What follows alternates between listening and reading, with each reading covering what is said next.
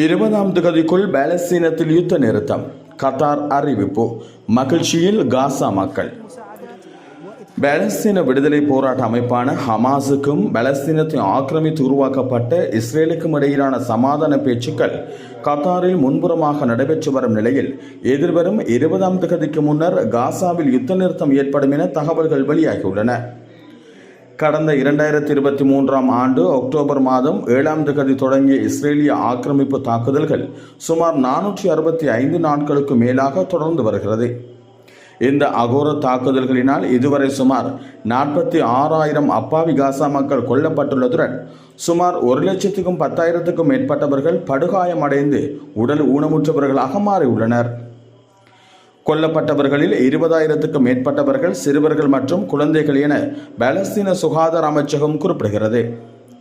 காசாவின் 93% நிலப்பரப்பும் கட்டிடங்களும் முற்றாக அழிக்கப்பட்டுள்ளதுடன் பல்கலைக்கழகம், பாடசாலைகள், சிறுவர் பள்ளிகள் என சுமார் 500க்கும் அதிகமான கல்வி நிலையங்கள் மொத்தமாக அழிவுகளை சந்தித்துள்ளன. இந்த நிலையில் தான் தற்போது ஒரு சமாதான உடன்படிக்கைகளுக்கு இரு தரப்பினர் முன்வந்துள்ள நிலையில் கத்தார் முன்னின்று சமாதான உடன்படிக்கையை மேற்கொள்கிறது.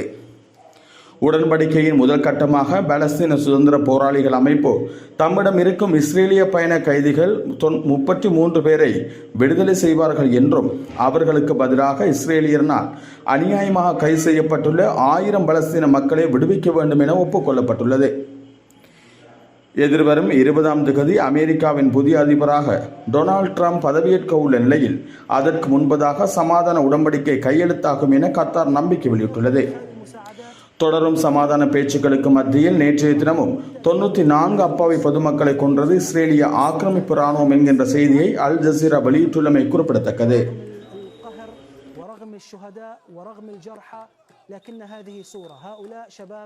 فلسطينيون. عندما تحدث تامر عن خان يونس تحدث أيضا عن مناطق شمال قطاع غزة التي شهدت الكثير طبعا من هذه الحرب. من غزة إلى من شمال قطاع غزة